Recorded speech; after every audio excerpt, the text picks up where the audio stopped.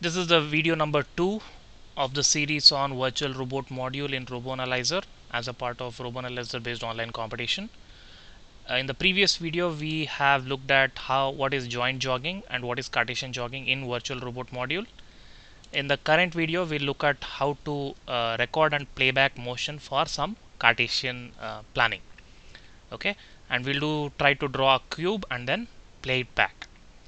Okay, so let me show. Like, this is RoboAnalyzer 7.5 version, which is available from roboanalyzer.com. You have to unzip it, and if you execute the exe file you will get this interface. I'll click on virtual robots button at the top. It will show another dialog which has a set of robots. I can choose any of those robots to perform joint jogging and Cartesian motion. Okay, so in the previous video I had demonstrated how to do the individual Cartesian motion, like along XYZ ABC angles. Here we'll now try to draw some straight lines. So for example, I want to take the robot 100 mm downwards. Okay, so I can use 0 0 minus 100, and these are the number of iterations or intermediate steps we want between those two endpoints. So if I click on start, so basically for each of those points we determine what are the joint angles of the robot and we supply that to the robot here. Okay, so accordingly you can see that the robot is doing some operation. So for example, I want to take it minus 100 along x direction. So it goes there, and I'll just take maybe plus 100 along y, so it will come this side. Now if I again want to go back to the initial position, so what I can do is I can just do it combined. So for example, minus 100, then plus 100, and again plus 100. So when we do this, it should start from this point and it will draw a body diagonal across this cube and it will reach the start point. Let's see. Okay, so you can use the keyboard functions R for right view. So from the right side view this is how it is. From the front view also it looks like this. From the top view also it looks like that. Okay, so different isometric view can be accessed using I, U, O and P, obviously. So now if you want to clear the trace, you can click on that button there at the top, clear trace, and everything is vanished. Okay, so similarly you can explore the ABC rotations. Okay, now there is also something known as absolute. So for example, if you want to go take this robot to a particular ABC value, you can click on that, and from this position it will go to that position. Obviously when you do it, if your point is well within the work envelope, it will go. So for example, right now the end effector points are 300, 0, 500. So for this robot I can ask it to probably go to X. I can probably keep it same, maybe 400. Then Y, it is minus 100 right now. Sorry, Y is 0, so I would want to make it to 100. And Z, right now it is 550, maybe I'll ask it to go to some 400. Okay, so now the number of steps, typically we would require more for better accuracy. I'll click on start, and also these angles will be considered 0 0 0. Earlier it was 90 0 90. So it will try to take the robot to that position and orientation. Okay, now if you observe these 400, 100, so they are approximately the same. Okay, and similarly angles are also what we had given. So if you want to further reach, you can just click on this and it will try to take there. Since we are using an iterative method, there is some slight approximation, but for the sake of understanding of a beginner, this is fine. Okay, so we have reached almost that particular value. Okay, again, if you want to go back to the initial position, you click on home position and you go there. So this is about Cartesian motion, relative and absolute. Now in the remaining of the video, I'll explain what is this record and playback feature. Okay, so as I had mentioned earlier, all the motion, either we are giving in joint level or Cartesian level, the robot will be moved by rotating the joint angle. So in this particular feature, we'll record the joint angles for every step. Okay, that is known as joint trajectories. Okay, I'll click on the start button. So now the recording has started. Whatever motion we give, okay, so for example, I rotate it and I go to 90 degrees like this, and then I'll do some Cartesian motion. So let us go to relative, 0, 0, maybe minus 200. So I'll click on this.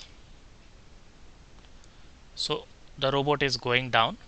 So we are recording this trajectory. All the joint angles that are being supplied is getting recorded in the RAM. Okay. So once we reach there, I'll just probably go to joint jogging and try to come to 0.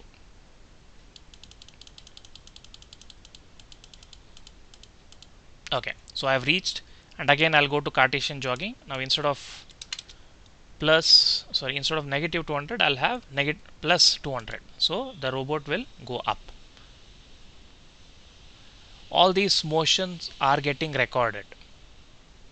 So once the motion is complete, we'll review that step. Okay, so we have reached almost the same point where we had started, but again, as I mentioned, there is some inaccuracies because of Jacobian based method that we employ in this Cartesian motion. Okay, now I'll go to record and we have an option to stop. Okay, now whatever recording has done, it has been stopped. We can click on export to save it, or you can, if you want to clear it and start a fresh recording, you can do it. So I'll just use the export button, and I'm just creating one directory inside this RoboAnalyzer called input files. I'll save a recorded motion of ABB. So the robot was ABB IRB. I'll just name it that way, ABB IRB 120, and it will be saved as a CSV file. Now what is the CSV file?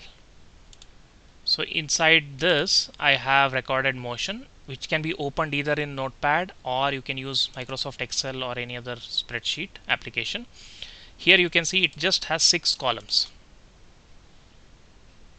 Okay, and the joint angles of each. So this is joint 1, joint 2, joint 3, joint 4, joint 5, joint 6. For that robot have been recorded. Till here you see it is all good because we used joint jogging, and when we started using Cartesian motion, you can see there are few decimal values. Okay, and finally whatever decimal values we had, which again became Cartesian, so joint jogging. So these are all good values, and some more I guess this is again the next Cartesian motion which we lifted up. Okay, now we'll use the same application or the same file to play it back. Please remember, whenever you are done editing this file, please save it and close it. We can't keep this open in Excel and then open again it in RoboAnalyzer. Then we'll have error. I'll just close this application so that we have a fresh version. I'll open virtual robots again. Now for the same robot, let me now go to record tab and I'll browse the file. Okay, so I can browse this, and now I can click on this play button. Right, when I do play, so it just reads, and you can see it is fairly fast also compared to what we had earlier, because we are just reading the data, we are not doing any computations. Okay, so it will be slightly faster than what we had earlier. And we have the other. So you can try to generate few shapes. Say for example, you can draw a cube.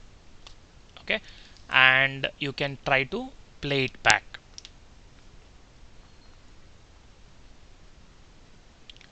Okay, so once you are done, you can either click on this stop and you can click on reset, and that is the point about recording. So similarly, one can use a different robot to perform different tasks. So for example, KUKA KR5, there could be one file for let me see, I do have a file on, just give me a moment. So some sample file I would have, so like cube, or maybe yeah, let's see cube. Okay, sorry, I think it was a different file. Let me stop it, reset, home position. Let me browse KUKA KR5. Yeah, something like heart is there. I'll just show this one. Yeah, the initial point was different, that is why it had a jump. But otherwise, so we had another function or another functionality which I will explain in the next video on how to draw a heart shape. Okay, and that heart shape was recorded, and then that is what we are playing back. Please ignore the initial jump. So that was because we didn't know where it is starting from. So obviously, when you write your own file, you should take care of these things. Okay, so this is the end of second video. In the third video, I'll be explaining about MATLAB part. So basically, this heart shape what you see was developed using a MATLAB file. So I'll try to help you create that heart shape in MATLAB, and then we'll come here. There is a function called file. We'll open that, and we will be able to simulate the heart shape or something similar. Okay, thank you.